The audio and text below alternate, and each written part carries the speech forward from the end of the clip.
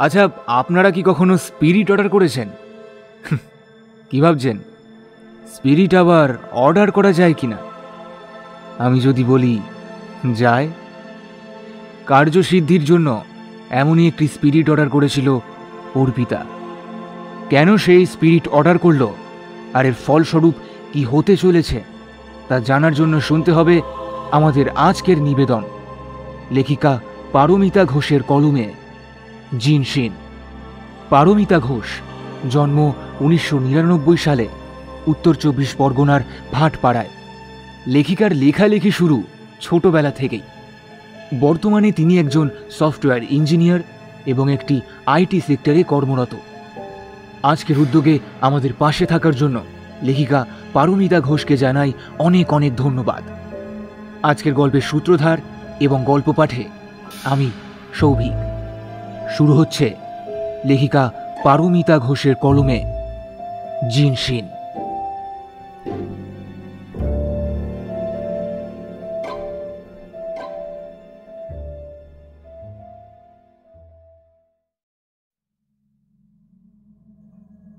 ব্রাউজারটা install করার আগে বারবার বলে দিয়েছিল রক্তিম, ভুলেও ফুল স্ক্রিন করবি না, তাহলে আইপি ফাঁস হয়ে যাওয়ার চান্স থাকতে পারে। বেগুনি রঙের আইকনটা ঘিরে একটা বাফার ঘুরে যাচ্ছিল অনেকক্ষণ ধরে। এক দৃষ্টে তাকিয়ে থাকতে থাকতে চোখটা লেগে আসছিল অর্পিতার। একটা নামী আন্তর্জাতিক সংস্থার আইটি বিভাগে কাজ করছে সে বহু বছর ধরে। একরকম বাধ্য হয়েই এই বেনামি ব্রাউজারটা ইনস্টল করা, ডার্ক ওয়েব খোলার জন্য। জানিয়ে রাখা ভালো, ডার্ক ওয়েব হলো ইন্টারনেটের এক গভীরতম নিষিদ্ধ জায়গা, যেখানে সাধারণভাবে প্রবেশ করা যায় না। নিতে হয় অনেক প্রকার সাবধানতা।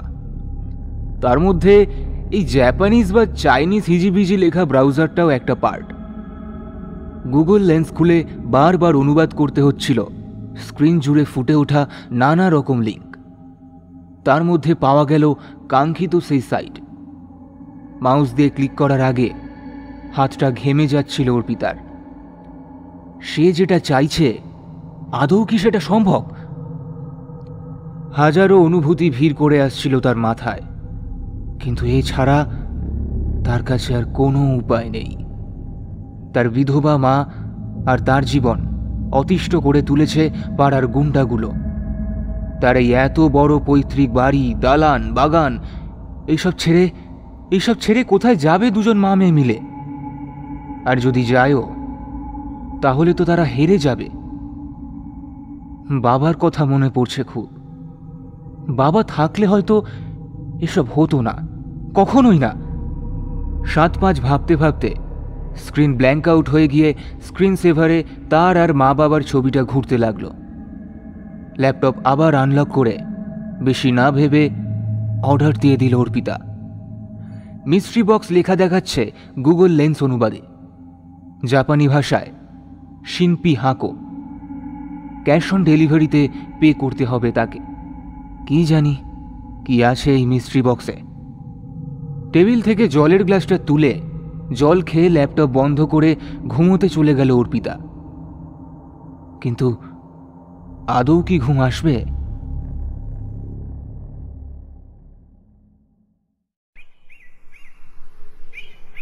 ওই দেখো যাচ্ছে আইটি বালি।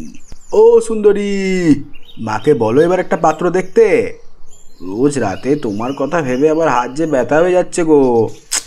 বুঝতে পারছো, একটু তাড়াতাড়ি করতে বলো। বলেই একটা বিচ্ছিরি ইশারা করল ছেলেটা। অর্পিতা না তাকিয়ে বাড়ির গলির দিকে ঘুরতেই দেখতে পেল তার বাড়ির সামনে একটা কালো গাড়ি দাঁড়িয়ে। বেশ কিছুটা অবাক হয়ে ধীরে ধীরে এগিয়ে যেতে যেতে খেয়াল পড়ল বোধহয় প্যাকেজটা দিতে এসেছে।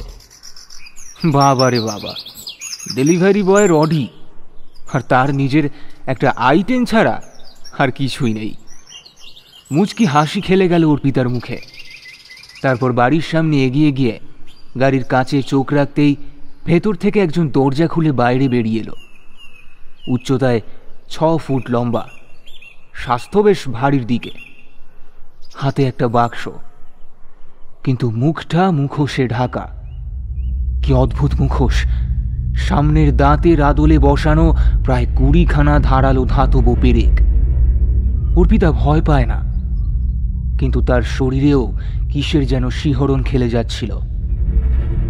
হাত বাড়িয়ে প্যাকেজটা নিয়ে মৃদু স্বরে অর্পিতা বলল, কত টাকা দিতে হবে? মানে how much do I have to pay? লোকটি হাসল বোধ হয়। কালো ধাতব মুখোশটা সেই তালে একটু কেঁপে উঠল। তারপর তার ভেতর থেকে বেরিয়ে এলো এক যান্ত্রিক কণ্ঠস্বর। লোকটা বলল, আমায় দেখে মনে হয় আমার টাকার খুব দরকার। আজ থেকে এটা আপনার সম্পত্তি। যদি সত্যি কিছু উপকার করবেন ভাবেন, তাহলে আজ থেকে ঠিক 7 মাস পর আবার ওই সাইটে গিয়ে খোঁজ নেবেন কার এই বাক্স দরকার। তার কাছে এইভাবে পৌঁছে দিয়ে আসবেন। চলি, ভালো থাকবেন।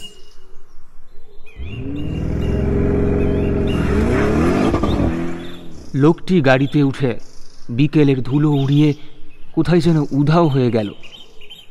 অর্পিতা এক রাশ ঘোট পাখানো অভিব্যক্তি নিয়ে দাঁড়িয়ে রইল সেই একই জায়গায়। ভেতর থেকে মেয়ের গলা পেয়ে অমলা দেবী বেরিয়ে এসেছেন ততক্ষণে। তিনি বললেন, কে এসেছিল রে? পাড়ার কেউ? কোনো উত্তর না দিয়ে বাক্স হাতে নিয়ে ভেতরে চলে গেল অর্পিতা। তার মনের ভেতর যেন তোলপাড় চলছে। তবে কি সে ভুল করল? এ জিনিস ফিরিয়ে দেবে কাকে? বাক্স বেশ ভারী, অনেক কিছু আছে এতে। কিন্তু কি আছে? সে তো শুধুমাত্র একটি স্পিরিট অর্ডার করতে চেয়েছিল। এইটুকু বাক্স, তার উপর আবার ভারীও। আত্মা কি সলিড নাকি? মা, আমি খাবো না বলে ঘরে ঢুকে দরজা দিয়ে দিল অর্পিতা। রক্তিম যা বলেছে তখন সেগুলো মাথায় ঘুরছে তার। খুব প্রয়োজন না থাকলে অর্ডার করবি না, সর্বনাশ হয়ে যাবে। যা যা লেখা থাকবে সব অক্ষরে অক্ষরে পালন করবি, না হলে কিন্তু স্পিরিট পাবি না। কিছুদিন আগে রাত করে বাড়ি ফিরতে গিয়ে শ্লীলতাহানির শিকার হয় সে। থানা পুলিশ করেও লাভ হয়নি কোনো। সবাই পার্টির পোষা কুকুর এই বাড়ির পেছনে পড়েছে। নাকি পার্টির ঘর বানাবে। অনেক লোভনীয় অফার, হুমকি, রেপ করে দেব, মাকে মেরে ফেলে রেখে দেব, বাড়িতে আগুন লাগিয়ে দেব ইত্যাদি প্রায়ই শুনতে হয় তাদের। বাবা এইসব শুনতে শুনতেই বোধহয় মারা গেলেন শেষ পর্যন্ত। চিন্তার পাহাড়ে চির ধরল নিজের হাতে অজান্তে তুলে নেওয়া ছুরি ঘরের একটা মাত্র আলোয় চকচক করে ওঠায়। বাক্সটা কাটতে হবে। ছোট্ট একটা বনসাই, একটা চিরুনি, একটা দাবার কালো গজ, একটা ব্যবহৃত মানি ব্যাগ আর একটা রুমাল, এই ছিল বক্সের মধ্যে। ঠিকই, এইভাবে ঠকতে হবে আগেই আন্দাজ করা উচিত ছিল। হাজার হোক, রক্তিম তো সেই পুরুষ মানুষই। বাবা ছাড়া আর কোনো পুরুষকে পুরুষ ভাবতেও আজকাল ভয় করে অর্পিতার। সব কিছু আবার সযত্নে বাক্সে ঢুকিয়ে রাখবে ভাবল। এও নাকি আবার কারোর দরকার হবে। একটা বাঁকা হাসি হেসে আলমারির মাথায় রাখতে গিয়ে একটা কাগজ উড়তে উড়তে এসে পড়ল তার পায়ের কাছে। একটা তেলচিটে হলুদ হয়ে যাওয়া কাগজ। তাতে সেই সাইটের নামের মতো অক্ষরে কী সব যেন লেখা রয়েছে। এগুলোকে কি বলে বেশ? রক্তিম বলেছিল কাঞ্জি, হ্যাঁ, জাপানি বা চাইনিজ হরফ। কুড়িয়ে তুলতে গিয়ে গোটা বাক্সটা হুড়মুড় করে গায়ের ওপর পড়ল অর্পিতার। কাজের বাহার বাড়ল আর কি। মা ঠিকই বলে, হাতে পায়ে লক্ষ্মী। আলমারির গায়ে হেলান দিয়ে বসে জিনিসগুলো আবার বাক্সে ঢুকিয়ে কাগজটা লেন্সের সামনে রাখল অর্পিতা। আশ্চর্য, কয়েকটা লাইন ছাড়া আর অনুবাদ করতে পারছে না তার গুগল ট্রান্সলেটর। অক্ষরগুলো আইডেন্টিফাইড হচ্ছে কানা বলে। সাথে সাথে টেক্সট কপি করে নিয়ে নিজের হোয়াটসঅ্যাপে পাঠিয়ে রাখল অর্পিতা। ল্যাপটপ অন করে হোয়াটসঅ্যাপে ঢুকে আবার কপি করে নিয়ে ফেলল সেই ডার্ক সাইডে। কিছুক্ষণ পর ফুটে উঠল এক পাতা জোড়া নির্দেশিকা, যেটা বাংলায় করলে দাঁড়ায়, 1. সাবধান, আপনার সাথে আগামী 7 মাস থাকতে চলেছে একটি মানুষের সূক্ষ্ম শরীর। আপনার কাছে এখনো সুযোগ আছে। পিছিয়ে যেতে চাইলে বাক্সটা যেদিন পেয়েছেন তার ঠিক 3 দিনের মাথায় কাছের কোনো চাইনিজ রেস্টুরেন্টে টেবিল নাম্বার 3 গুণিতকে রেখে আসুন। আর যদি নিজের স্বার্থের জন্য বা কারোর ক্ষতি করতে জিনশিন চান তাহলে আপনি শেষ। 2. জিনশিন একবার এসে গেলে আপনি তাকে ফেরাতে পারবেন না আগামী 7 মাসের আগে। তার কোনো দাবি নেই, শুধু ভুলেও তার সাথে কোনো রকম খারাপ ব্যবহার করবেন না। 3. যে ঘরে জিনশিন থাকবে তার চারদিকে আপনার পছন্দের সংখ্যা কালো কালি দিয়ে লিখে রাখুন, তবে খেয়াল রাখবেন সেটা যেন 3 গুণিতক হয়। 4. আপনি জিনশিনের মালিক, আপনি যা বলবেন ও তাই শুনবে। অনেক সময় আপনাকে বলতে হবে না, ও ঠিক বুঝে নেবে। 5. জিনশিনকে না ভালোবেসে ফেললেই আপনার মঙ্গল। আশা করি আপনার সব বিপদ কেটে যাক। পড়া শেষ করে 1 ঘন্টার ভেতর কাগজটা পুড়িয়ে ফেলুন।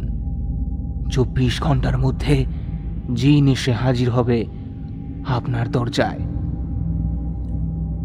নিচের আরও কতগুলো লাইন ঠিকঠাক অনুবাদ হয়নি, কি লেখা আছে কে জানে। কাগজটা হাতে নিয়ে বসে ঘুরিয়ে ঘুরিয়ে দেখতে দেখতে একটা আইকন চোখে পড়ল অনেকটা নিচের দিকে। পেছন ফিরে একটা তরোয়াল নিয়ে দাঁড়িয়ে আছে একটা মানুষ। সম্পূর্ণ পড়া শেষ করে থ হয়ে বসেছিল অর্পিতা। এত কম ডিমান্ড! টাকা নিল না, শুধু ভালো ব্যবহার আর একটা সংখ্যা লিখতে হবে মাত্র। ঠিক আছে, বাবার ঘর দেবে সেই জিনশিনকে, যদি সত্যি এরকম কিছু থেকে থাকে। বিশ্বাস অবিশ্বাসের মারপিটের মধ্যে বারবার বাবার মুখ ভেসে আসছিল মাথায়। চেয়ার ঠেলে উঠতে বেশ কষ্ট হচ্ছিল। শরীরটা হঠাৎ করেই ভারী লাগছে খুব। বাবা মারা যাওয়ার পর তার ঘরের দিকে পা রাখার মতো মনের জোর পায়নি সে এতদিন। আজ প্রথমবার যাচ্ছে সে। সিঁড়ি ভেঙে দোতলায় উঠতে উঠতে চোখে জল চলে এসেছিল অর্পিতার। সিঁড়ির ধাপে ফোঁটা ফোঁটা চোখের জল ফেলে উঠে গেল অর্পিতা। কাগজে আগুন ধরিয়ে ঘরের 4 দেওয়ালে লিখে দিল 27। এটা তার বাবার জন্ম তারিখ। সে রাতে ঘুম এলো না তার। ছেঁড়া তুলোর মতো সাদা সাদা স্বপ্ন দেখল শুধু।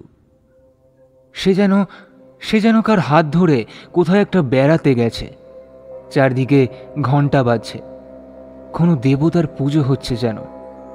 সামনে বিশাল বড় পাহাড়। মন জানান দিল সেটা মাউন্ট ফুজি। চূড়ায় অল্প জায়গায় সাদা পাকা চুলের মতো তুষার জমে রয়েছে। ফুজি বুড়োর বয়স হয়েছে বোঝাই যায়। হাত ধরে আছে যে, তার মুখটা ভালো করে দেখা যাচ্ছে না। কিন্তু হঠাৎই দৃশ্যটা পাল্টে গেল। রাতের আকাশে আলোর রোশনাই, ফাটছে আতশবাজি, আর তার মধ্যেই একটা চিৎকার ভেসে এলো, এক মহিলার আর্ত চিৎকার। আবার দৃশ্যটা পাল্টে গেল। রক্ত, চারিদিকে রক্ত। এক বয়স্ক মহিলা বুকে জড়িয়ে ধরে আছে একটি দেহ। কাটা হাত জোড়া দেওয়ার ব্যর্থ চেষ্টা করছে সেই দেহের রক্তাক্ত কাঁধে। দুর্বোধ্য ভাষায় যেন বলতে চাইছে, চোখ খুলে দেখ বাবা, পৃথিবীর সব মায়ের কান্না একরকম হয়। হঠাৎ সেই কোলে শুয়ে থাকা মৃতদেহের চোখটা খুলে গেল। এক দৃষ্টে তাকিয়ে আছে সে অর্পিতার দিকে। সে চোখে মনি নেই। ঘুম ভেঙে গিয়ে দরাম করে উঠে বসল অর্পিতা। ঘাম বেরিয়ে গেছে তার। এ কেমন স্বপ্ন? কি দেখছে সে এসব? বিছানার পাশের জানলা দিয়ে বাইরের থেকে ভোরের আলো এসে পড়ছে ঘরের মেঝেতে। উপরের ঘর থেকে একটা অচেনা সুর গুনগুন করার শব্দ ভেসে আসছে। বাবার ঘর থেকে। বুকের ভেতরে ঢাক বাজতে শুরু করলো। হাত পা শীতল হয়ে আসলো অর্পিতার। তবে কি সে এসেছে? তবে কি এই তামাম দুনিয়ার সব বিজ্ঞানকে বুড়ো আঙুল দেখিয়ে সত্যি সত্যি আত্মা বলে কিছু হয়? কাঁপতে কাঁপতে বিছানা ছেড়ে উঠে দাঁড়িয়ে ভালো করে শোনার চেষ্টা করতেই আবারও শুনতে পেল সেই গুনগুন শব্দটা। কোনো এক অচেনা সুর, করুণ, এত করুণ যে তার ভোর রাতে দেখা সেই স্বপ্নের কথা মনে পড়ে যাচ্ছিল থেকে থেকে। যেতে হবে, তাকে এখনই উপরের ঘরে যেতে হবে।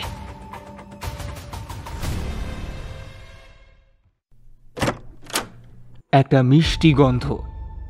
ঘরের দরজাটা হালকা করে খুলতেই অনুভব করতে পারল যে কেউ আছে ঘরের ভেতরে। ঘরের মধ্যে পা রাখতেই শরীরটা ভারী হয়ে এলো অর্পিতার। টুংটাং করে খুব মৃদু আওয়াজ আসছে কোনো ঘণ্টা জাতীয় বস্তু থেকে। তার সাথে গুনগুন করে গান গাওয়ার শব্দ। উৎস বিছানায় পিছন ফিরে বসে থাকা একটি ছেলে। গোটা ঘর ছেয়ে গেছে একটা তীব্র মিষ্টি গন্ধে। নীল রঙের একটা ফুলহাতা আলখাল্লা মতো পড়ে আছে সেই ছেলেটি। জিনসিন। ছেলেটি বোধহয় তার উপস্থিতি বুঝতে পেরে না ঘুরেই জিজ্ঞাসা করল, Is this India? নিজেকে একটু সামলে নিয়ে অর্পিতা উত্তর দিল, ইয়েস। ছেলেটি একইভাবে বসে রইল। কিছুক্ষণ পর উঠে দাঁড়িয়ে আবার জিজ্ঞাসা করল, What is your name? Arpita. এইবার ঘুরে দাঁড়িয়ে ঝুঁকে পড়ে ইংরেজিতে বলল, Good morning. I'm your Jinshin. খুব ভাঙা ভাঙা উচ্চারণে স্পষ্ট ইংরেজি বলে ছেলেটি। অর্পিতা খুব সাবধানে যথাসম্ভব সম্ভ্রম রেখে ইংরেজিতেই বলল, can I see your face? You have seen. You're also afraid. Arpita তার স্বপ্নের উৎস বুঝে গেল। স্বপ্নে দেখা সেই মৃত ছেলেটি এখন তার সামনে দাঁড়িয়ে রয়েছে। কি সূক্ষ্ম অভিমান ছেলেটির। সরি বলবে? বলা উচিত হবে। হঠাৎই ঝড়ের বেগে উড়ে এসে ওর মুখের সামনে প্রায় ইঞ্চি চারেক দূরে মুখ রেখে দাঁড়িয়ে পড়ল ছেলেটি। গোল মুখ, তাতে ছোট ছোট মায়াবী দুটি চোখ। ছোট পাতলা ঠোঁটের পাশে লেগে আছে একটা মিষ্টি মুশকিল আসান হাসি। এলোমেলো চুল এসে পড়েছে কপালে। অর্পিতার তুলনায় ছেলেটি বেশ ফর্সা। উচ্চতায় তার সমান প্রায়, কিন্তু তাকে দেখে কোনোভাবেই মৃত বলে মনে হয় না। ছেলেটি তার বাঁ হাত অর্পিতার কপালে ঠেকিয়ে হঠাৎ করে সরিয়ে নিল। সে স্পর্শ এত দ্রুত যে বোঝার মতো নয়। বোধহয় তার মনের কথা পড়ে নেওয়ার জন্যই। তারপর ছেলেটি বলল, এটা একটা ইলিউশন মাত্র, যাতে তোমার আমায় ভয় না করে। না হলে তুমি তো নিজের চোখেই আমার মৃত্যু দেখলে। ওর মুখ থেকে এই পরিষ্কার বাংলা শুনে থতমত খেয়ে গেল অর্পিতা। কি সাংঘাতিক ক্ষমতা এটা! হাঁটতে হাঁটতে, বলা ভালো ভাসতে ভাসতে ছেলেটি জানলার ধারে চলে গেল। বাবার স্টাডি রুমের এই জানলার ধারে দাঁড়িয়ে কতদিন বাবার লেখালেখি দেখেছে অর্পিতা। তার নিজের কোনো ইন্দ্রিয় দিয়েই বিশ্বাস করতে ইচ্ছে করছিল না যে তার সামনে এখন একটি আত্মা দাঁড়িয়ে রয়েছে। মোহিত হয়ে ভয় পাওয়ার কথা সে ভুলেই গিয়েছিল। সম্বিত ফিরল মায়ের ডাকে। তাড়াতাড়ি দরজা দিয়ে বেরোনোর সময় মৃদু স্বরে ছেলেটি জানালো সন্ধ্যাবেলায় তার কিছু বলার রয়েছে। হাতে 1 ঘন্টা সময় নিয়ে অর্পিতা যেন এই ঘরেই আসে।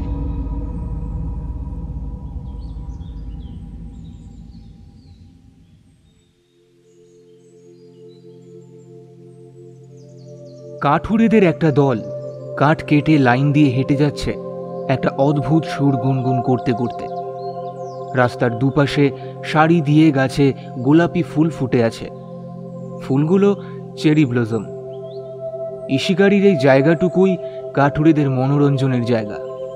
না হলে সারাদিন সামুরাইদের বেগার খাটতে খাটতে জীবন একেবারে বেরিয়ে যায়। দলের সামনের দিকে হেঁটে যাচ্ছেন একজন মধ্যবয়স্ক বেশ দীর্ঘকায় মানুষ। তার হাতে একটা বাঁশি। হাঁটার তালে তালে সেটি মাঝে মধ্যেই বাজিয়ে উঠছেন তিনি। ঠান্ডা হাওয়ার ঝাপটা এসে কাঁপিয়ে দিচ্ছে সারা শরীর। কাঠের ঝুড়ির ভেতর হাত দিয়ে দেখে নিল মাতসুরি। না, ঠিকই আছে কাতানাটা। আজকে এই রাতে এই কাতানা নিয়ে ইশিকারি ছাড়তে হবে তাকে। কাঠের খাপে ঢুকিয়ে রাখা ঝকঝকে তলোয়ার। এক কপি যথেষ্ট একজন পূর্ণবয়স্ক মানুষের মাথা ধর থেকে আলাদা করে দিতে। এটা সে তার অর্থাভাব মিটিয়ে ফেলতে চুরি করে নিয়ে এসেছে। এই জিনিসটি বাইরে টোকিওতে বিক্রি করতে পারলে আর পেছন ফিরে দেখতে হবে না তাকে। মাকে নিয়ে সোজা চলে যাবে ইবুরি রাজ্যে। সেখানে বাড়ি কিনবে, একসাথে থাকবে দুজন।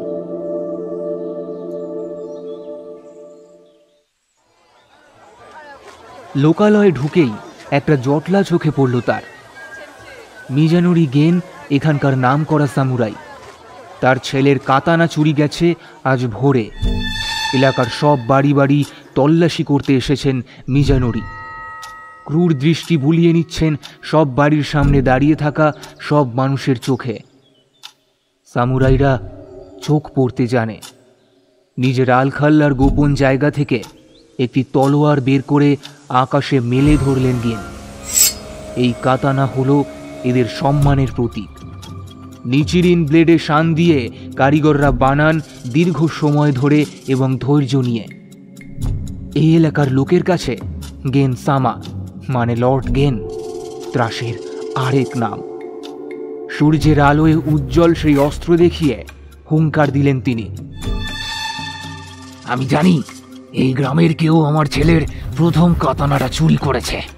সোনার তৈরি হাতল, সব মিলিয়ে যা দাম তা দিয়ে এই গোটা গ্রামটা কিনে নেওয়া যাবে। যে নিয়েছে তার কাছে 2 দিন সময় রয়েছে। তার মধ্যে যদি নিজে থেকে সে কাতানাটা ফিরিয়ে না দেয় তাহলে আমি নিজে হাতে তার প্রাণ নিয়ে তাকে ক্ষমা করব। তাহলে পরশু এই গ্রামে আগুন জ্বলবে, আগুন। কোনো পশু পাখিও রক্ষা পাবে না। মাতসুরি আর এগিয়ে আসার সাহস পেল না। 27 বছরের এই গরিব ছেলেটির কাছে আর কোনো উপায় নেই। ওই কাতানা বিক্রি করতে গেলেও সবাই জেনে যাবে। যে কোনো পথেই মৃত্যু তার অবধারিত। ধীর পায়ে হেঁটে একটি অন্ধকার পানশালায় ঢুকে গেল সে। টোকিও একটি রূপকথার শহর। এখানে কেউ কাউকে চেনে না, আবার সবাই সবাইকে চেনে। ভিড়ের মধ্যে হারিয়ে গেল মাতসুরি। আজ আতশবাজির উৎসব। মাকে নিয়ে এসেছে সে। কাতানাটা বিক্রি করার শেষ চেষ্টা করে পালাবে এখান থেকে। এমনিতেও একবেলা খেয়ে তার আর মায়ের আর একেবারেই বাঁচতে ইচ্ছে করে না। তরোয়ালে তার হাত মিজানুরির ছেলের থেকে বহু গুণ ভালো। তবুও তাদের কাতানা ধরার অধিকার নেই। আর কোনো পেশা খুঁজতে গেলেও মারতে নয়, মরতে হবে তাকে। এমনটাই নিয়ম। কিন্তু গরিব হয়ে থাকতে আর চায় না মাতসুরি। তার নামের মানে হলো উৎসব। উৎসবের মতো করে জীবন কাটাতে চায় সে। রাস্তার হইচই কাটিয়ে একটা গুমোট দোকানে ঢুকে গেল সে।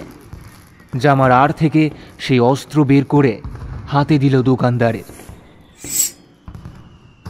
খাপ থেকে খোলায় দোকানের আবছা আলোয় ঝিকমিক করে উঠল নিচিরিনের ধাতুটি। চোখের নিমেষে তাতে লেগে গেল টাটকা রক্ত। জ্ঞান হারানোর আগে মাতসুরি দেখল তার কাটা ডান হাতটা পড়ে রয়েছে দোকানের মুখে, আর শুনতে পেল কিছু নারী কণ্ঠের চিৎকার। তারপর আমি মরে গেলাম। নিঃশ্বাস নিতে পারছিলাম না শেষে। ওরা সবাইকে হুমকি দিয়েছিল, কেউ আমার চিকিৎসা করতে এলে তারও একই হাল হবে। রক্ত বেরিয়ে যাচ্ছিল অনেক। আমার মা চেষ্টা করেছিল, তার কোমরের বেল্ট দিয়ে আমার কাটা হাত কাঁধের সঙ্গে জোড়া লাগানো। কিন্তু হায় ঈশ্বর! কিন্তু তুমি জিনসিন হলে কিভাবে? বলছি, তার আগে দেখো বাইরে কে এসেছে। দেখুন, আপনার মেয়ের সাথে যা হয়েছে, তারপর ওকে কেউ সম্বন্ধ করে বিয়ে করবে বলে আমার মনে হয় না। আপনি এক কাজ করুন, আপনি বরং আমার ছেলেকেই সামান্য একটা 5 লক্ষ টাকার চেক আর একটা গাড়ি দিলেই আমরা এক কাপড়ে আপনার মেয়েকে বিয়ে করে নিয়ে যেতে রাজি। কথাগুলো বলে প্রতিক্রিয়া দেখবার জন্যই বাঁকা হাসি নিয়ে চায়ে চুমুক দিচ্ছিলেন ভদ্রমহিলা। এরকম মাঝে মাঝেই হয়। জানোয়াররাও এর থেকে অনেক ভদ্র।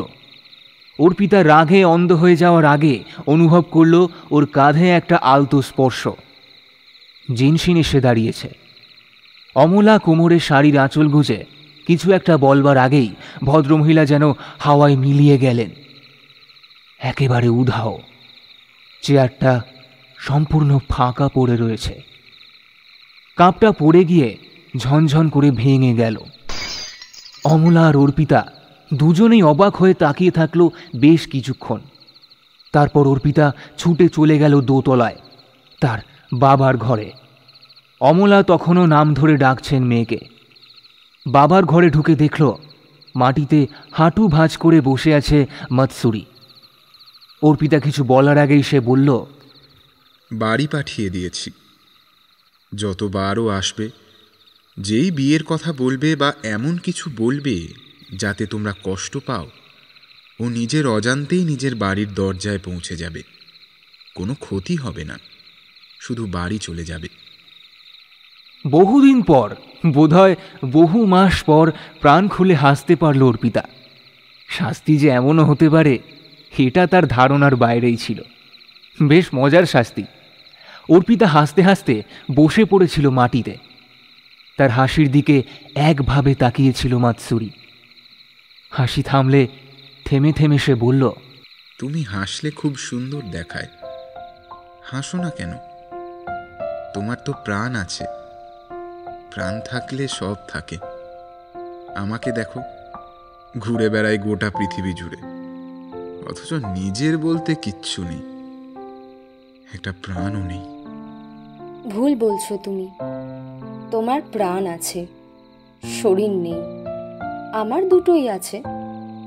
তার মধ্যে শরীরটা একটা ভ্রূণ ছাড়া কিছুই না। চুপ করেছিল ছেলেটি। এরকমভাবে কেউ তাকে আগে বলেনি কোনোদিন। সত্যি তো, প্রাণটাই তো তার আছে। দেহ পচে গেছে সেই কবে। একা একা বসে হাসছিস? কিরে, পাগল হয়ে গেলি নাকি? হ্যাঁ, বিনোদে কিভাবে উধাও হয়ে গেল রে? হ্যাঁ হ্যাঁ রে, কিরে, তুই কি তন্ত্র সাধনা করছিস নাকি এই ঘরে? কি হলো বল। ভূতের সিনেমা দেখে কিছুটা আইডিয়া ছিল যে মাতসুরিকে মা দেখতে পাবে না। মায়ের হাত ধরে অর্পিতা বলল, আমাদের সব চিন্তা শেষ। তুমি সুন্দর করে এক কাপ চা বানাও যাও। বলে মাকে প্রায় ঠেলে নিচে পাঠিয়ে দিল অর্পিতা। অফিস থেকে ফিরতে আজও বেশ রাত হল অর্পিতার। অনেক দিন পর আজ বাড়ি ফেরার পথে বিপদের চিন্তা না থাকায় রক্তিম, অনন্যা এদের সাথে বেশ জমিয়ে আড্ডা দেওয়া গেল। রক্তিমকে ভুল বুঝেছিল অর্পিতা। ওকে চোখের ইশারায় বলে দিয়েছিল স্পিরিটটা সে পেয়েছে। ফেরার সময় ফোনে দেখল 11টা মিসড কল। মিসড কলগুলো মায়ের। গাড়িটা গলির দিকে ঘোরাতেই পেছনের সিটে একজনের অনুপস্থিতি অনুভব করল সে। চমকে গেল না। নিশ্চয়ই সামনে কোনো বিপদ আছে। গাড়ির সামনের আয়নায় পেছনে বসা ব্যক্তির প্রতিবিম্ব নেই। গাড়িটা কিছু দূর গিয়ে দাঁড়িয়ে পড়ল। সামনে 6 জন লোক দাঁড়িয়ে। এদের সবাইকে চেনে অর্পিতা। এদের মধ্যে লালটু নামের ছেলেটি একদিন রাতে ফেরার সময় খুব বাজে একটা কাজ করেছিল অর্পিতার সাথে। সেই কথা ভেবেই গাটা ঘিন ঘিন করে উঠল। গাড়ি থামিয়ে তার মধ্যেই বসে থাকতে থাকতে দেখল সবাই মিলে এগিয়ে আসছে তার দিকে। অর্পিতা পেছন থেকে একটা হালকা টুংটাং শব্দ পেল। তারপর নিজেকে আবিষ্কার করল ঠিক বাড়ির বিছানায়। হে কি, এ তো পালিয়ে যাওয়া! আসন্ন বিপদের হাত থেকে বেঁচে গিয়েও মনটা শান্তি হচ্ছিল না তার। অর্পিতা চাইছিল ওরা শাস্তি পাক। তবে কি এই স্পিরিট কাউকে শাস্তি দেয় না? 7 মাস পর কি হবে তাহলে? চারিদিক খুব অদ্ভুত নিস্তব্ধ লাগছে না? এতটা তো হওয়ার কথা নয়। জানলা দিয়ে বাইরের গাড়ি আসার রাস্তাটা দেখা যায় স্পষ্ট। সেদিকে তাকিয়ে পায়ের তলার মাটি সরে গেল অর্পিতার। সেই 6 জন গাড়ির সামনে তখনও যেভাবে এসেছিল ঠিক একই ভঙ্গিতে দাঁড়িয়ে রয়েছে, যেন কেউ তাদের মূর্তি বানিয়ে রেখে দিয়েছে ওইখানেই। শুধু ওদের চোখে মুখে কিসের একটা যেন আতঙ্ক। গাড়ির বাইরে দাঁড়িয়ে আছে মাতসুরি, পরনে সেই কালকের নীল রঙের জাপানি পাঞ্জাবি, যাকে হাকামা বলে ওদের ভাষায়। শুধু ওর ডান হাতের জায়গায় কবজি থেকে ঝুলছে একটা তলোয়ার, কাতানা। এটা কি এতক্ষণ খেয়াল করেনি অর্পিতা? নাকি এটা নতুন সংযোজন? কিন্তু ওটা কি? লালটুর পেছনে একটা বাচ্চা মেয়ে দাঁড়িয়ে না? পেছন থেকে খুব পরিষ্কার বোঝা না গেলেও অর্পিতার খুব চেনা চেনা লাগলো। এই পাড়ারই কেউ। কিন্তু ও এখানে কি করছে? অর্পিতা গিয়ে কি ওকে সরিয়ে আনবে? এটা ভাবতেই বোধহয় অত দূর থেকে মাতসুরি ওর মনের কথা পড়তে পারল। ওই 6 জনের থেকে চোখ সরিয়ে জানলায় দাঁড়িয়ে থাকা অর্পিতার দিকে ঝট করে তাকালো মাতসুরি। অর্পিতার বুকটা এক মুহূর্তের জন্য ছ্যাদ করে উঠল যেন। এই দৃষ্টি ও চেনে না। বোধহয় ছেলেগুলোর থেকে চোখ সরিয়ে নেওয়ার কারণেই ওদের সম্বিত ফিরে এসেছিল। ওরা ভূত দেখার মতো চিৎকার করে পালিয়ে গেল। কিন্তু বাচ্চা মেয়েটা কোথায়? অর্পিতা বুঝতেই পারছিল না যে বাইরে কি হচ্ছে। কিছুক্ষণ পরে নিজের ঘরের দরজা খোলার আওয়াজ পেতেই অর্পিতা ঘুরে দাঁড়িয়ে দেখল মাতসুরি এসে দাঁড়িয়েছে। মুখে তার বিষণ্ণ ভাব। থ্যাংক ইউ বলতেই মাতসুরি মাটিতে হাঁটু গেড়ে বসে পড়ল। অর্পিতা তার সামনে গিয়ে বসতেই দেখতে পেল যে ও থরথর করে কাঁপছে। রাগে আক্রোশে ওর আত্মা শরীরের ভ্রম ছেড়ে বেরিয়ে আসতে চাইছে যেন। একটা নীল আভা ঘিরে রয়েছে পুরো শরীরটা, যার শেষ অংশটা মিলিয়ে গেছে ঘরের অন্ধকারে। কি হয়েছে জিজ্ঞাসা করতেই তাকালো মাতসুরি। ওর 2 চোখে মনি নেই। ঠোঁটের সেই হাসি মিলিয়ে গিয়ে ফুটে উঠেছে অজানা এক অভিব্যক্তি। ফ্যাকাশে রক্তশূন্য মুখের এই রূপ আগে কখনো দেখেনি অর্পিতা। আতকে উঠে পিছিয়ে গেল সে। মাটিতে পড়ে গেল মাতসুরি। তার শরীর আগের থেকে অনেক বেশি স্বচ্ছ। তার শরীর ভেদ করে ঘরের মেঝে দেখা যাচ্ছিল। ছেলেটার কষ্ট হচ্ছে কোনো কারণে। অর্পিতা সব ভয় একপাশে রেখে ওর মাথার কাছে বসে, ঠিক যেখানে ওর স্বচ্ছ শরীরের সীমা, সেখানে হাত বুলিয়ে দিল পরম মমতায়। আলোটা কমে আসছে, স্বাভাবিক হচ্ছে মাতসুরি। চোখটা বুজে ফেলল সে। বহুদিন বহু বছর কেউ এইভাবে হাত রাখেনি তার যন্ত্রণায়। খুব শান্তি লাগছিল তার। আচ্ছা মুক্তি পেতে কি এইরকমই লাগে? এই মেয়েটা এত মায়াবী কেন? ওকে চোখ বুজে শুয়ে থাকতে দেখে অর্পিতা ঘরের দরজা দিয়ে বেরিয়ে গেল। রাতে খাওয়ার পর আবার আসবে সে। অনেক কথা জিজ্ঞাসা করার আছে তার।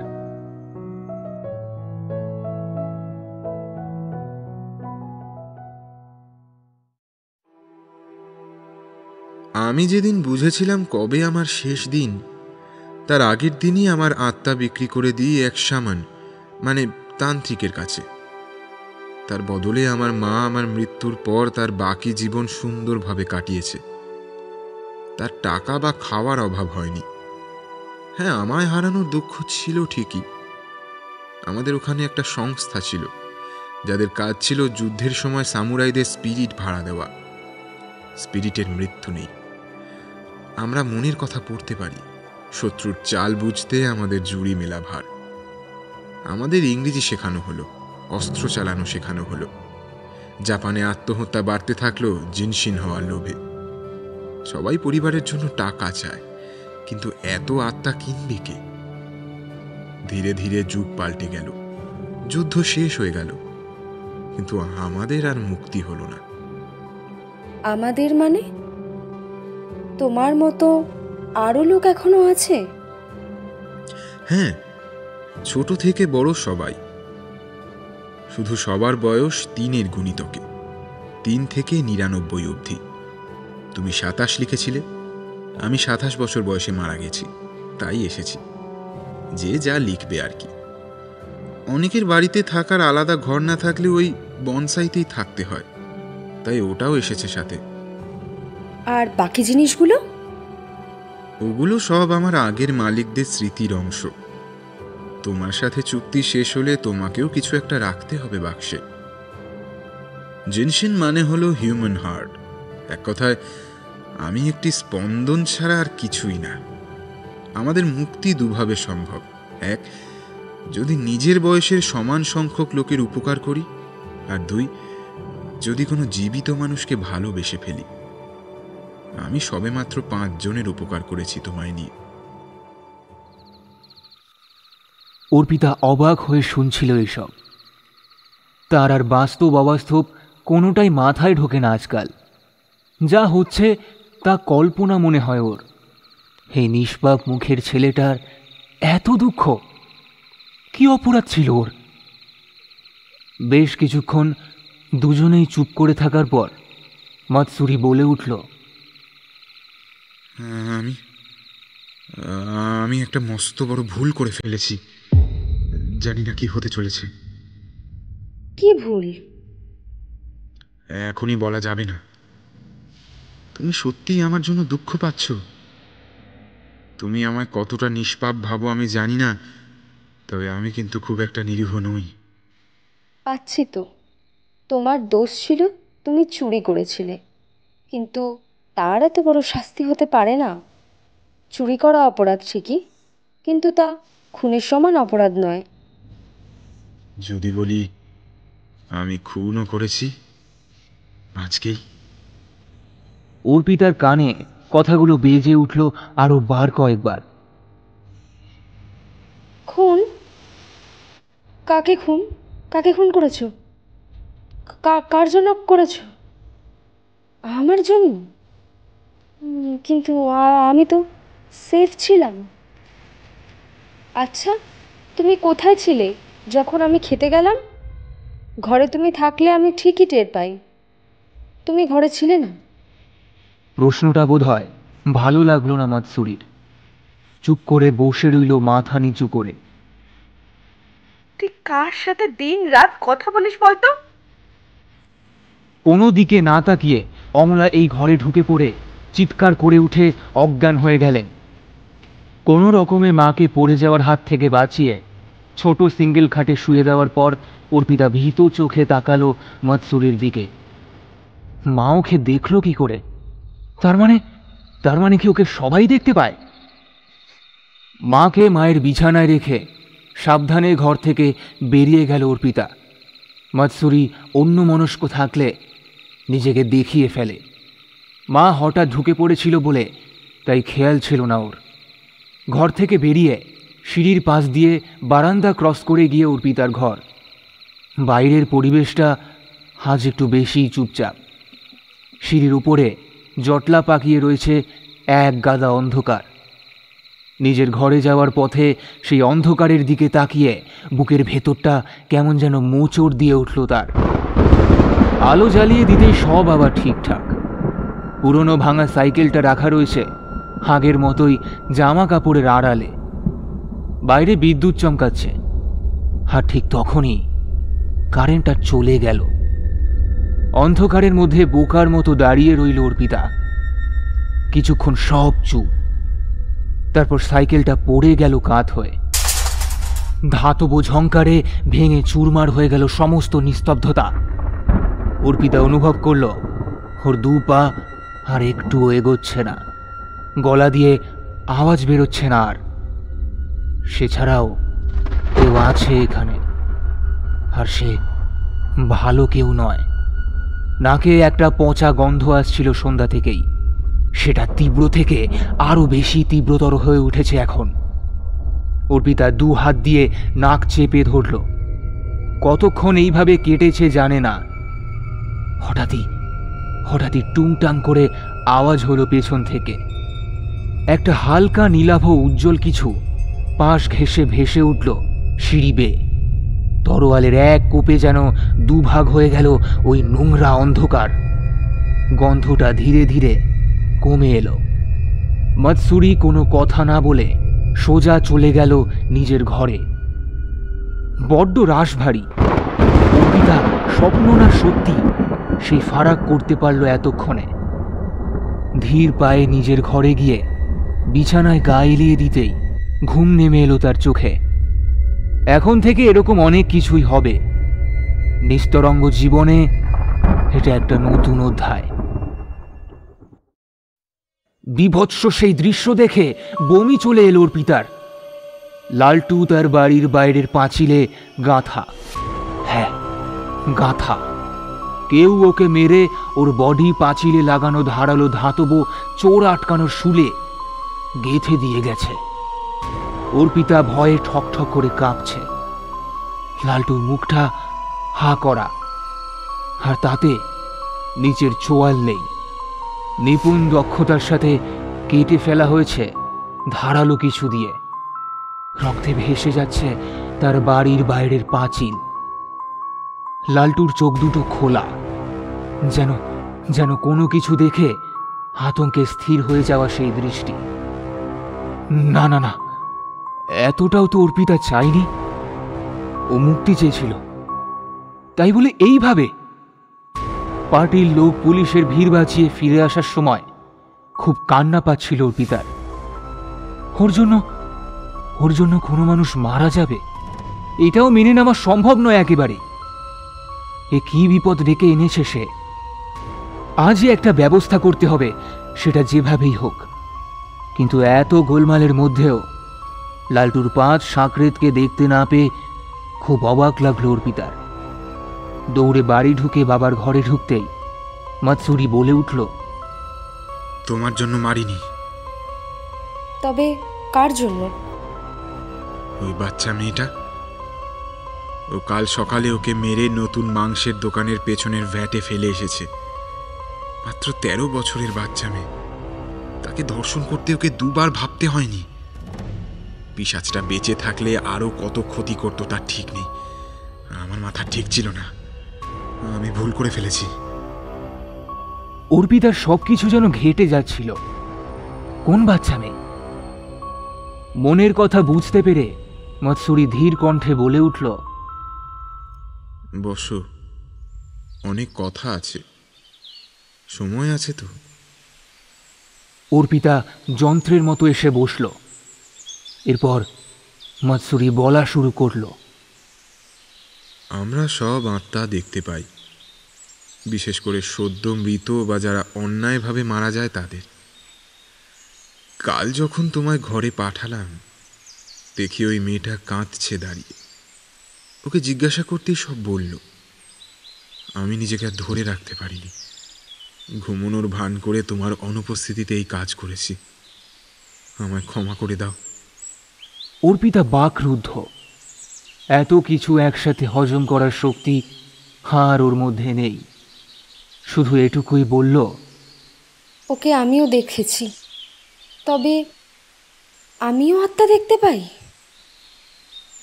আমরা এখন একটাই শেয়ার্ড কনসাসনেস। যতদিন চুক্তি থাকবে ততদিন আমি যা দেখাতে চাইব বা দেখিয়ে ফেলব, তুমি তাই দেখতে পাবে। উল্টোটা সত্যি নয়। তুমি কখন কি ভাবছো আমি সব জানতে পারি। অর্পিতা, আমি খুন করে অনুতপ্ত নই। সমস্যা অন্য জায়গায়। মালিকের উপস্থিতি ছাড়া জেনশিন কোনো কাজ করলে, বিশেষ করে খুন, চুক্তি লঙ্ঘন হয়, আর সেটা হলেই কি হবে? সেটা হলে একটা পোর্টাল খুলে গেছে। জানি না আমি আর কতদিন ওদের আশা আটকে রাখতে পারবো। মুখটা দুহাতে ঢেকে মাটিতে মাথা ঠেকিয়ে বসে রইল মাতসুরি। কাদের আশা? উনি, তোমাদের ভাষায় প্রেত, পিশাচ।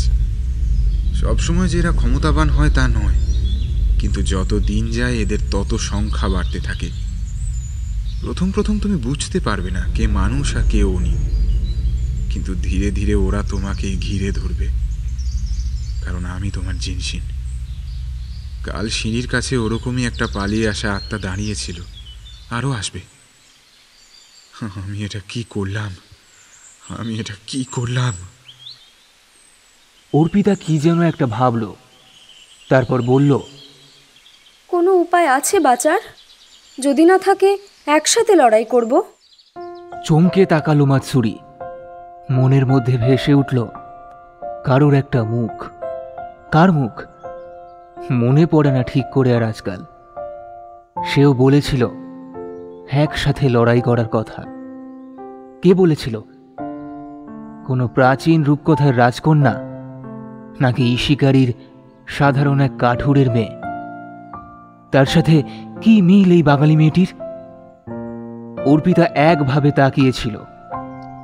মাতসুরিকে ছোঁয়া যায় না, তবু তার হাতের কিনারায় হাত রেখে বলল, তুমি যা করেছো ঠিক করেছো।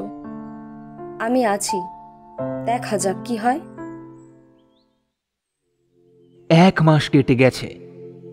এই 1 মাস ধরে মাকে বুঝিয়ে বুঝিয়ে ক্লান্ত হয়ে গেছে অর্পিতা যে সে কোনো খারাপ কাজ করেনি, কিন্তু তার মা মানতেই চান না। রাস্তার সবাই যেন আজকাল শুধু ওর দিকে তাকিয়েই থাকে আর মুচকি মুচকি হাসে, যেন তারা এমন কিছু জানে যা নিষিদ্ধ, যার নাম মুখে আনলেও নেমে আসে অভিশাপ। অর্পিতার জীবনে শান্তি কোনোদিন ছিল না ঠিকই, তবে এটাও সে চায়নি। তার এলাকার লোকজন তাকে দেখলেই কথা বলা থামিয়ে দেয়। বউমেয়েরা প্রায় জোরে পা চালিয়ে পালিয়ে যায় দূরে। সবার একটাই ধারণা হয়েছে যে অর্পিতা তন্ত্র সাধনা করছে তার নিজের বাড়ি বাঁচানোর জন্য, আর লালটুকে মারার পেছনে অর্পিতার হাত আছে। হ্যাঁ, ঠিকই তো, আছেই তো। সে কথা অস্বীকার করার জো কোথায়? মাতসুরি এখন সব সময় ওর সাথে থাকে। জীবিত লোক ছাড়াও অর্পিতা এখন অনেককে দেখতে পায়। বলা ভালো, তাদেরই বেশি দেখতে পায়। গত 1 মাসে তার জীবন পাল্টে গেছে অনেকটাই। অফিস করছে বাড়ি থেকে, ডার্ক ওয়েব ঘেটে ঘেটে পড়াশোনা করছে জাপানের নিষিদ্ধ মৃতদেহ সৎকার প্রথা নিয়ে, আর পড়াশোনা করছে জিনশিন নিয়ে। মৃতদেহ কবর দেওয়ার 35 দিনের মাথায় কবর খুঁড়ে তুলে আনা হয় দেহাবশেষ। তাকে নিয়ে শুরু হয় সাধনা। প্রতিটি জিনশিন একটি মৌলিক উপাদানের প্রতিনিধিত্ব করে: আগুন, মাটি, জল আর বায়ু। মাতসুরি বায়ু স্পিরিট। আসল উদ্দেশ্য ছিল পোর্টাল বন্ধ করার কোনো উপায় খুঁজে বের করা, কিন্তু শেষ 1 মাসে সেরকম কিছুই পায়নি অর্পিতা। বাচ্চা মেয়েটার বডি পাওয়া গেলে পুলিশ সেটা নিয়ে এতই ব্যস্ত হয়ে পড়েছে পার্টির সম্মান বাঁচানোর জন্য যে লালটু খুন হয়েছে তাকে বলা হয়েছে এনকাউন্টার। সবারই মান বাঁচল, পুলিশেরও নাম হলো। নেতা এসে ভাষণ দিয়ে গেলেন তিনি বা তার পার্টি কোনো রকম অন্যায় হজম করে না। সব শান্ত এখন, কেউ আর বাড়ি দখল করার কথা ভুলেও ভাবে না। জীবিত মানুষের থেকে আর কোনো ভয় নেই, ভয় এখন অন্য। কলিং বেলের আওয়াজটা শুনে ঘোর কেটে গেল অর্পিতার। এই এত রাতে কে এসেছে আবার? উপরের ঘরের চেয়ার সরানোর হালকা শব্দ হলো। দরজা খুলতেই অর্পিতা দেখল একটা ছেলে দাঁড়িয়ে। মুখটা খুবই চেনা। সেই রাতের সেই 6 জনের মধ্যে এ একজন। দরজা বন্ধ করতে যাবে এমন সময় ঝাঁপ দিয়ে ছেলেটি অর্পিতার পায়ে এসে পড়ল। দিদি দিদি দিদি দিদি প্লিজ প্লিজ প্লিজ প্লিজ আমায় আমায় আমায় আমায় বাঁচান, আমায় বাঁচান। আমি আমি আমি জানি আমি জানি আমি আমি আমি খারাপ কাজ করেছি, আমি জানি, কিন্তু আমি আমি আর পারছি না। আমায় আমায় আমায় বাঁচান। আমি আমি আমি আমি আমি জানি আমি জানি আপনি আপনি আপনি তন্ত্র সাধনা করেন। ওঠো ওঠো। বেশ বিরক্তি নিয়ে ছেলেটিকে দাঁড় করিয়ে মুখ ঝামটা দিয়েই শান্ত হলো সে। তোমায় কে বলেছে এইসব? আমি তন্ত্র সাধনা করি আর এইসব রটিয়ে বেড়াচ্ছ তুমি? তাই পাড়ার লোক আমার সাথে আর কথা বলে না। আর এত রাতে কি করছো এখানে? চিৎকার শুনে বেরিয়ে এসেছিলেন অমলা। আজকাল মেয়েকে সেই রকম পাত্তা দেন না তিনি।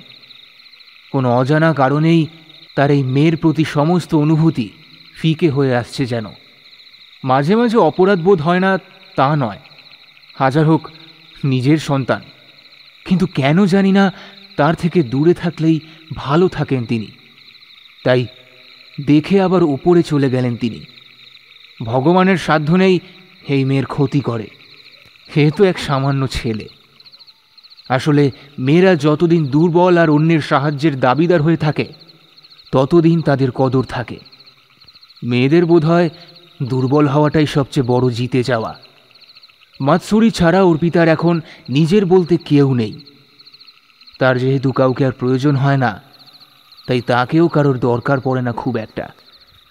একটা একটা টুংটাং শব্দ হলো। অর্পিতা বলল, কি বলবে বলো, দেখি সাহায্য করতে পারি কিনা। দিদি, ওই লালটু সারাদিন আমাদের 5 জনের বাড়ির বাইরে ঘুরে বেড়ায়। প্রথম প্রথম তো ভয়ে আঁতকে উঠতাম। কালকে কালকে ঘুম থেকে উঠে দেখি আমার বিছানার পাশে বসে আছে, বাড়ির ভেতর ঢুকে পড়েছে।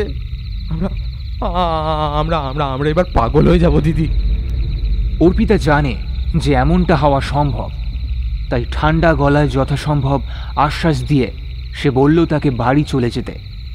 ঘুরে দাঁড়াতেই মাতসুরি বলল সে খতিয়ে দেখতে চায়। আজকাল অর্পিতার অনুমতির অপেক্ষা করে না মাতসুরি। বন্ধু হয়ে গেছে ওরা দুজন।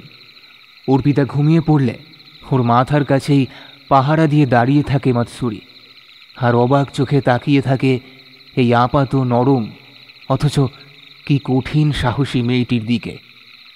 এর আগে কোনো মালিককে তার এতটা ভালো লাগেনি। অবশ্য হ্যাঁ, এটাও ঠিক, তারা কেউই অর্পিতার মতো একা ছিল না। মাতসুরি বেরিয়ে যাওয়ার পর অর্পিতা ল্যাপটপ বন্ধ করতে যাবে, এমন সময় একটা প্যারাগ্রাফ চোখে পড়ল। প্যারাগ্রাফে লেখা, জিনশিন মুক্তি পেলে তার সাথে তার খুলে দেওয়া গেটও মানে গেট বা পোর্টাল বন্ধ হয়ে যায়। মাথায় আকাশ ভেঙে পড়ল যেন। যেটুকু আশা ছিল সব শেষ। ল্যাপটপ বন্ধ করতেই ওপরের ঘর থেকে জিনিসপত্র পড়ার আওয়াজ পেয়ে চমকে উঠল অর্পিতা। মাতসুরি তো বাড়িতে নেই। তবে ওপরের ঘরে কে? লেদারের হাই ব্যাক চেয়ারে কেউ একজন বসে আছে দরজার দিকে পিঠ করে। অর্পিতা নিজের বুকের দ্বিগুণ হয়ে যাওয়া ধুকপুকানি সামলাতে সামলাতে দরজা ধরে বসে পড়ল। এইভাবে একজনই বসে থাকত, দরজার গায়ে হেলান দিয়ে বসে। চোখ থেকে জল মুছতে মুছতে অর্পিতা আধো স্বরে কিছু একটা বলতে যাবে, এমন সময় চেয়ার ছেড়ে উঠে দাঁড়ালো সেই ছায়ামূর্তি।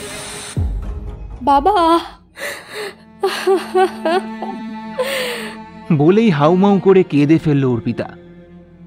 মুখটা ভালো করে দেখা যাচ্ছে না।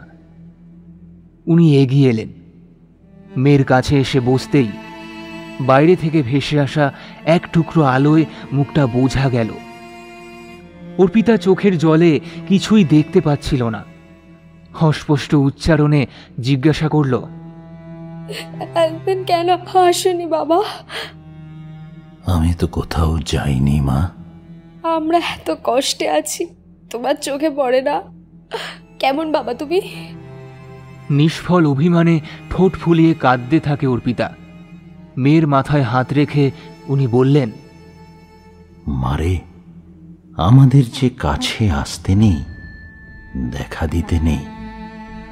মৃত মানুষ প্রিয়জনের জীবনে ফিরে এলে তার মৃত্যুর দুঃখ আর বেঁচে থাকার মানেটাই হারিয়ে যায়।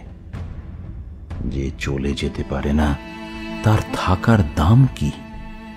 বাবা চিরকাল এত বড় বড় কথা অনায়াসে বলে দিতেন যে অর্পিতা হাঁ হয়ে যেত। আজকেও তাই হলো। তবু অভিমান যাচ্ছিল না। সে আবারও জিজ্ঞাসা করল, তবে আজ কেন এলে? না এসে পারলাম না। আমার খুব কষ্ট হচ্ছে রে মা। চারপাশটা বড্ড নোংরা হয়ে উঠছে। বেঁচে থাকতে যে নোংরা ঘেঁটেছি, মরে যাওয়ার পর আর তা করার ক্ষমতা নেই। তোরা কিছু কর, তুই আর ওই ছেলেটা। অর্পিতা কি বলবে বুঝতে না পেরে আমতা আমতা করতেই বাবা বলতে থাকলেন, আমি জানি সব সব দেখতে পাই। নিজেকে শক্ত কর, সামনে লড়াই। মাতসুরির তোকে দরকার, ও একা পারবে না। তুই যা মা, আমি জানি তুই পারবি।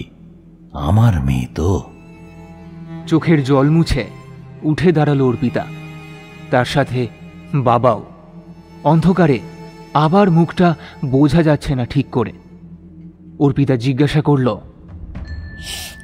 তুমি থাকবে তো? আমি আছি মা, তুমি যাও। মাকে নিয়ে ভেবো না। কিন্তু গেট বন্ধ হয়ে গেলে আমি তো তোমাকে আর পাবো না। তুই ছাড়া আমায় আর কি পেয়েছে বল? কথার জাহাজ এই লোকটা। লেখক ছিল তো, এর সাথে পারা যাবে না। অর্পিতা কোনো উত্তর না দিয়ে বাইরে বেরিয়ে এসে চোখ বুজে মাতসুরিকে খোঁজার চেষ্টা করতে থাকলো। দুজনেই প্র্যাকটিস করেছে এটা গত মাসে।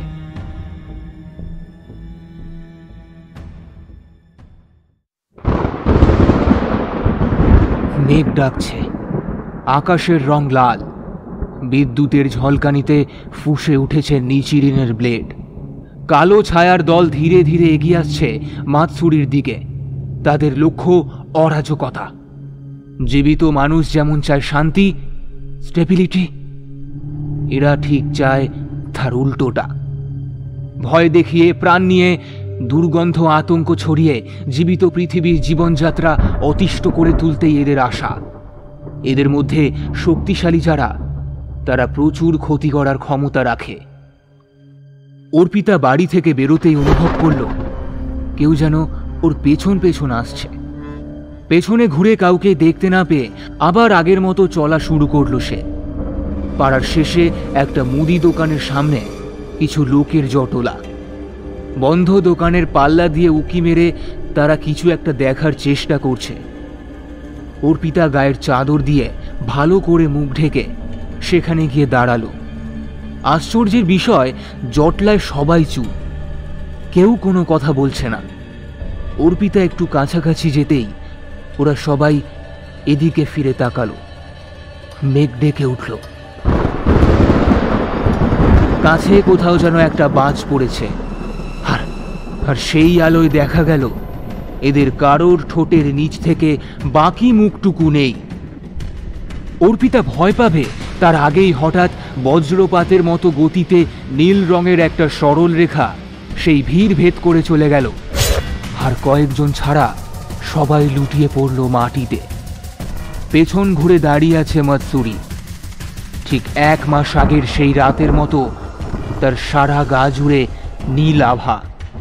খুব ঠান্ডা রিনরিনে গলায় সে বলে উঠল, তোমার বাবা শুনলেন না আমার কথা, পাঠিয়ে দিলেন তোমাকে।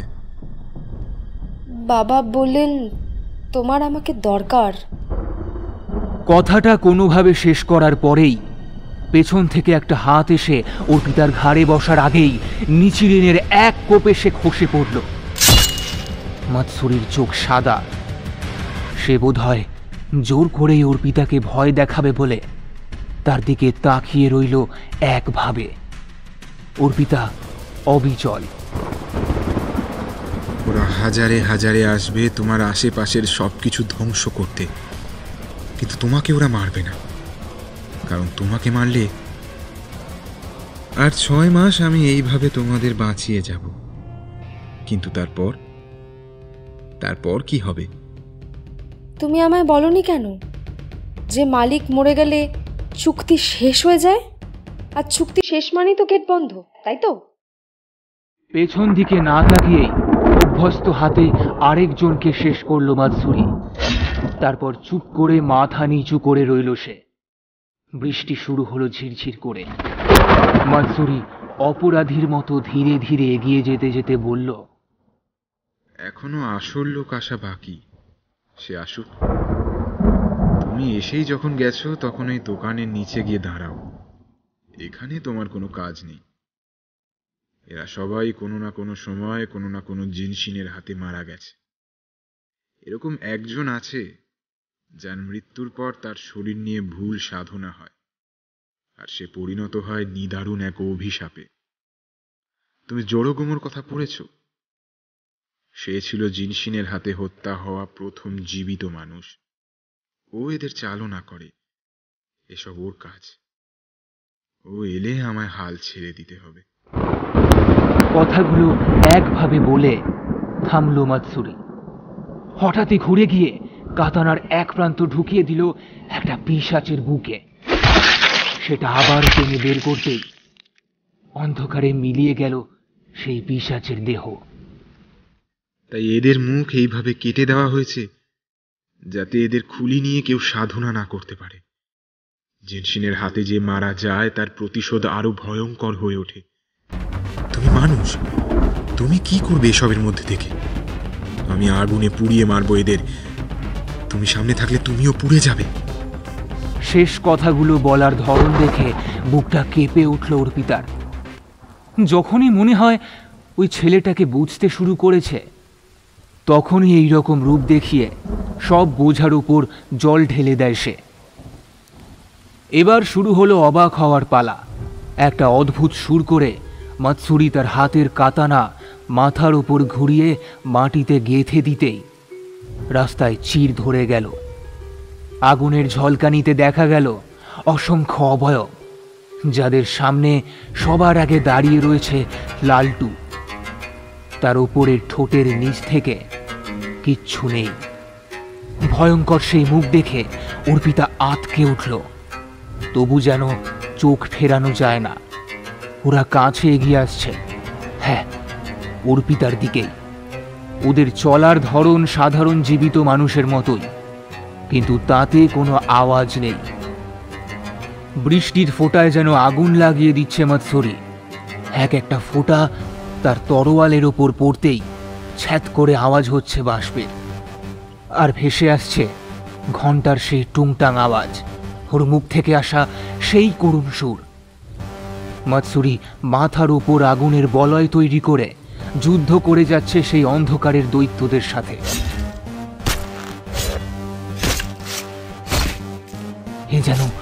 এ যেন রূপকথার পাতা থেকে উঠে আসা লড়াই। মাতসুরিকে এই প্রথমবার ভয় করছিল অর্পিতার। এই নরম দেখতে ছেলেটার এত শক্তি বিশ্বাসই করা যায় না। তার নিচিরিন থেকে বেরোনো আগুনের ফুলকিতে পুড়ে যাচ্ছিল একটা একটা করে প্রেতের শরীর। এও সম্ভব? তরোয়ালের ধার দিয়ে সরু লিকলিকে আগুনের শিখা তৈরি হয়ে ছড়িয়ে গেল সামনের রাস্তায়, আর আগুন জ্বলে উঠল রাস্তার আশেপাশের গাছগুলোতে। মাতসুরি এক জায়গায় স্থির হয়ে দাঁড়িয়ে কিছু একটা ভাবল। তারপরেই বাঁ হাত উপরে তুলতেই দমকা হাওয়ায় ছিটকে গেল বেশ কয়েকটা দেহ। সেই হাতের দুই আঙুল মুখের সামনে ধরে অদ্ভুত ভঙ্গিতে শীষ দিতেই দ্বিগুণ বেড়ে গেল আগুনের তীব্রতা। যেন এই কাজ সে আগেও করেছে 100 বার। অর্পিতা এতক্ষণ চোখের সামনে যা দেখছিল তা কোনো রূপকথার চেয়ে কম কিছু নয়। তবুও তার মনের ভেতর এই ছেলেটার জন্য একটা খচখচানি থেকেই গেল। শক্তিতে, বুদ্ধিতে, রূপে আর প্রাণে ওদের দুজনের কোনো মিল নেই, অথচ কোথায় গিয়ে যেন দুজনেই খুব সমান, বোধহয় একাকিত্বে। মাতসুরি বসে পড়ল মাটিতে। সে ক্লান্ত, কারণ অর্পিতা মনে মনে সিদ্ধান্ত নিয়েছে যে সে ওকে আর এইভাবে দেখতে চায় না।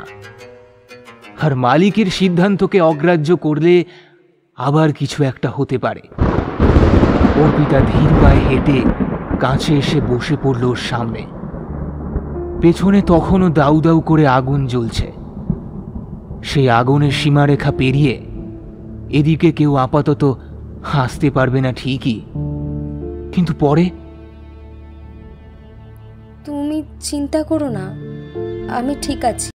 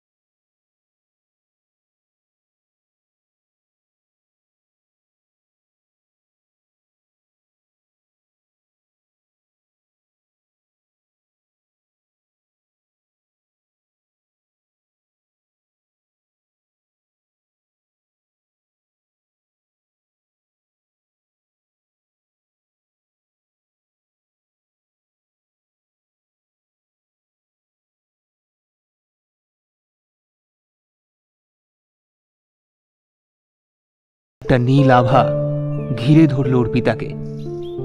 কি উষ্ণ, কি আরাম। মৎসুরি সরে যেতেই দেখতে পেল ওর শরীরটা ধীরে ধীরে মিলিয়ে যাচ্ছে অন্ধকারে। প্রথমে ওর বাঁ হাত, তারপর আস্তে আস্তে কাঁধ, বুক, মুখ ধোয়ার মতো ফুরিয়ে যাচ্ছে। শুধু ওর মুখের হাসি মেলাচ্ছে না একটুকুও। এতদিন পরে এই অবিশ্রান্ত ঘোরাঘুরি চিরদিনের মতো শেষ হতে চলেছে। মুক্তি পেয়েছেও। ফিকে গলায় বলল, আমি আবার আসব, চিনতে পারবে তো? যেতেই হবে। না গেলে ফিরে আসবো কিভাবে? বেশ, আর কাউকে আমার মতন ভালোবেসো না। আসবে তো ফিরে? গলা ধরে এলো অর্পিতার। আসব। অন্ধকারে ধীরে ধীরে মিলিয়ে গেল সেই নীল আলো। শুয়ে পড়ার আগে অর্পিতা বুঝল পেছনের রাস্তাও ফাঁকা। আগুন নিভে গেছে। বৃষ্টির ফোঁটা মুখের উপর পড়ছিল। পাশে হাত রাখতেই একটা গরম কিছুতে ছ্যাঁকা লেগে গেল। কাঁতানাটা পড়ে আছে মাটিতে। ওটার উপরের দিকে কাঁধে আটকানোর জন্য বেল্ট দেওয়া। হাতে তুলে ধীরে ধীরে বাড়ির দিকে পা বাড়াল অর্পিতা। বড্ড ভারী। এটা থাকুক, মাতসুরি না ফিরলে ফেরত দেবে না সে।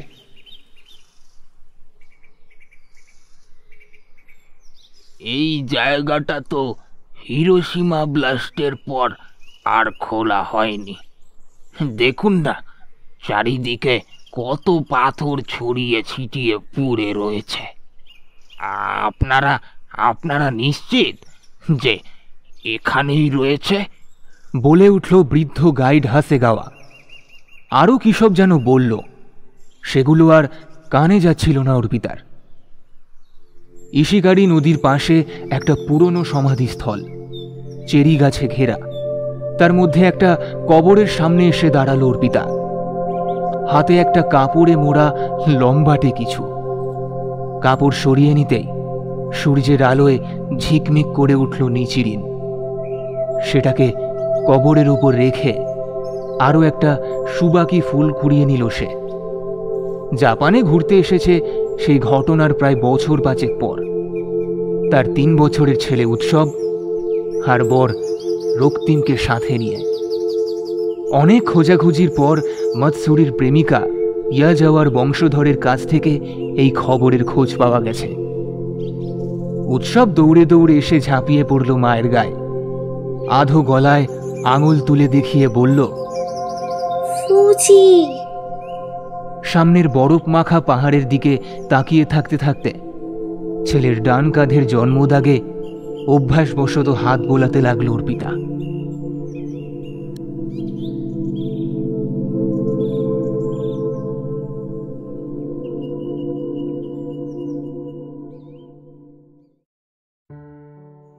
শেষ হলো আমাদের আজকের নিবেদন। লেখিকা পারমিতা ঘোষের কলমে জিনশিন।